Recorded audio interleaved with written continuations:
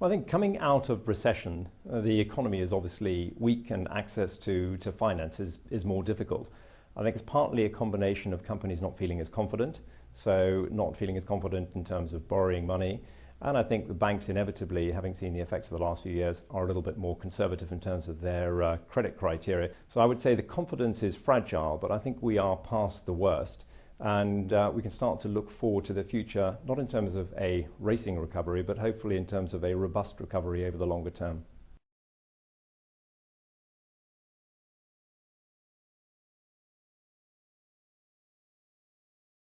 For those companies that have managed to come through the recession, it's a question of battening down the hatches. The next question is really, are they feeling confident enough to try and expand?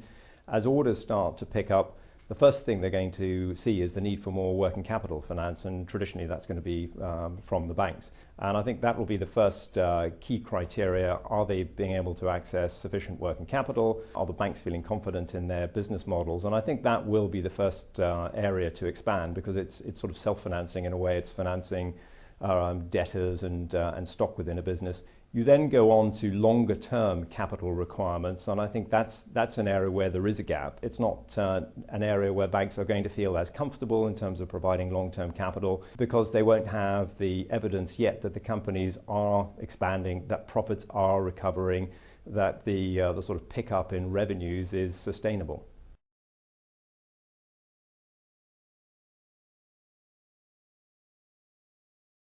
Well, I think the challenges for companies are going to come on many fronts. There are obviously external challenges, and commodity prices are probably something that many companies are facing. So the increase in oil prices filters through into input prices. So you've got potential inflation and commodity prices, which not all companies are going to be able to pass on in terms of their actual end prices to their end market. So I think that puts pressure on margins. So it's going to be a tentative recovery.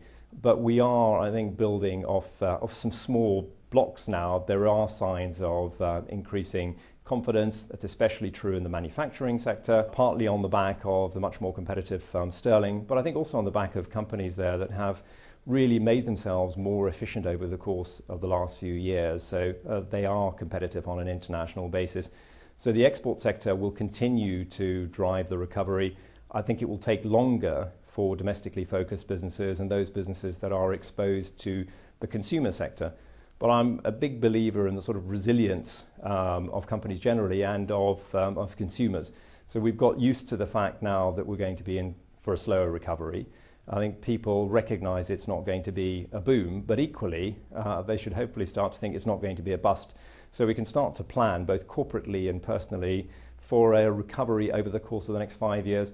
And frankly, that should be a more sustainable recovery than what we've seen in the last 5 to 10 years, where it was much more of a roller coaster.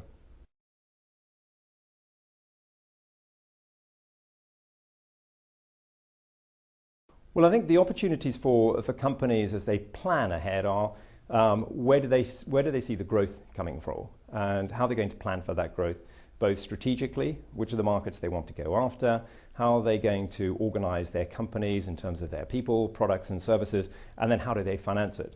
And that will be a combination of bank debt for working capital and some fixed asset investment. And if they've got much bigger expansion plans, if they're going to open a new factory, build a new production line, enter new markets, spend more money on R&D, that's going to probably require an injection of capital to give the balance sheet much more substance and to allow a longer term perspective. And in that context, the Business Growth Fund is a major new initiative. It's a fund that's just been launched. It's £2.5 billion provided by the major banks in the UK, which will be invested on average between £2 and £10 million per company. So that will help hundreds of companies across the UK and provide them with an access to long-term equity finance that currently doesn't exist today. So that's not the whole solution, but I think it's part of the solution and part of a broader effort to inject finance into the smaller company sector.